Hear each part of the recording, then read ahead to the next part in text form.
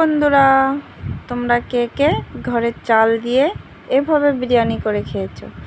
দেখো, আমি এখানে পেঁয়াজ বাটা, রসুন বাটা, আদা বাটা, শুকনো লঙ্কা বাটা, জিরে মরিচ বাটা, সরিষার তেল, লবণ, হলুদ একটা গামলিতে নিয়ে নিয়েছি।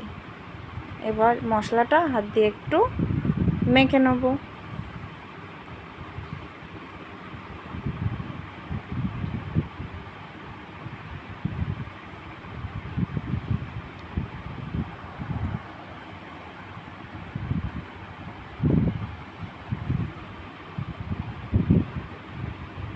এবার দেখো, মাংসগুলো বড় বড় পিস করা রয়েছে।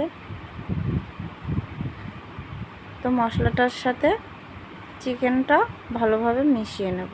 নিয়ে একটু গোলাপ জল, একটু কেওড়া জল দিয়ে দেব। দিয়ে আবারও ভালোভাবে মিশিয়ে নেব।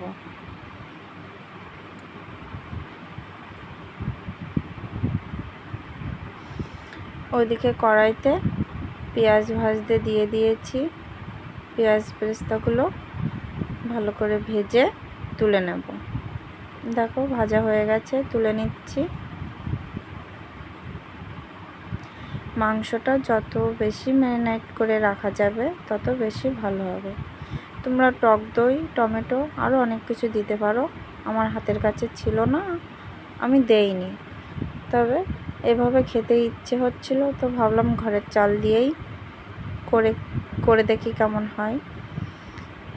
আর দেখো, কড়াইতে যে তেল ছিল ওই তেলের ভিতরেই মাংসটা দিয়ে দিয়েছি। আমি এক্সট্রা আর কোনো তেল দেইনি। ভালোভাবে কষিয়ে নেব।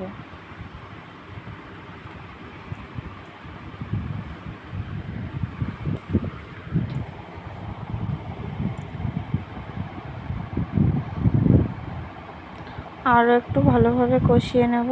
কষিয়ে নিয়ে জল দিয়ে দেব।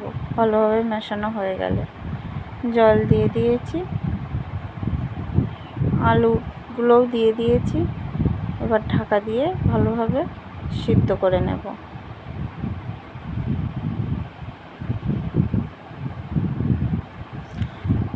দুই একবার খুলে নেড়ে নেব, এপিট ওপিট যাতে ভালোভাবে সিদ্ধ হয়ে যায়।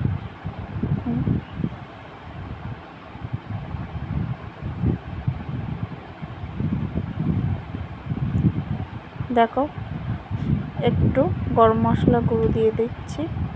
আর ওদিকে ভাতের ভিতরে সাহাজিরে, তেজপাতা, লবণ, তেল দিয়ে চালগুলো আর কি ভাত হতে দিয়েছি। 80% সিদ্ধ করে নিয়েছি। নিয়ে এদিকে চলে আসলাম, যেটায় আমি দমে দেব সেই হাঁড়িটার চারি সাইডে ঘিটা মাখিয়ে নিচ্ছি। মাখিয়ে নিয়ে ভাতগুলো দিয়ে দেব।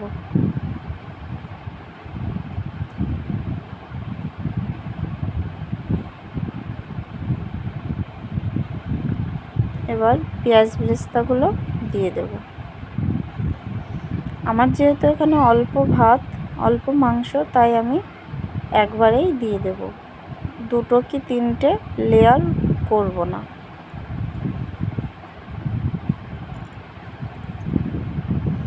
মাংসের পিসগুলো এভাবে চারিদিকে ছড়িয়ে দিয়ে দিচ্ছি। 2টো ডিম দিয়ে দিয়েছি।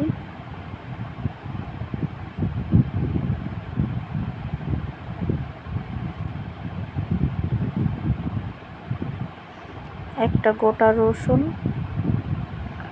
আর একটু গ্রেভি দিয়ে দেব।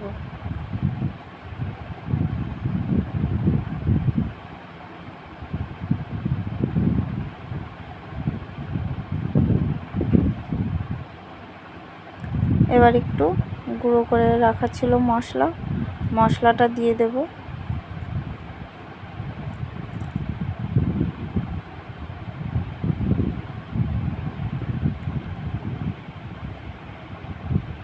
এবার দেখো, একটা বাটিতে দুধ নিয়ে নিয়েছি।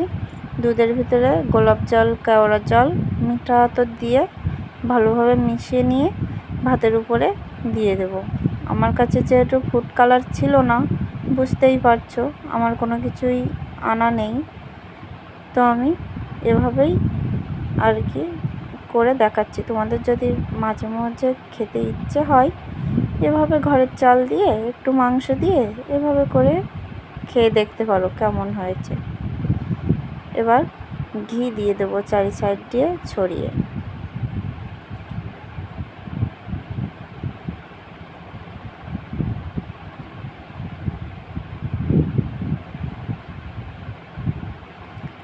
আর এটা বিলাতি ধনিয়া পাতা কুচি, দুটো ধনিয়া পাতা কুচি করে ছড়িয়ে দিলাম।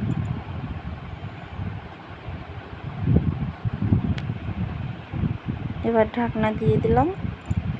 এবার তলা দিয়ে হালকা একটু আটা দিয়ে দেব।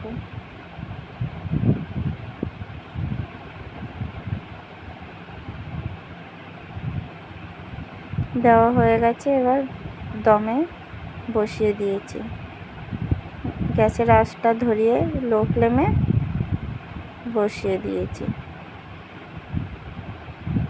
10 মিনিট বসানোর পরে দেখো খুলেছি কেমন হয়েছে। এবার গরম গরম পরিবেশন। টাটা বন্ধুরা।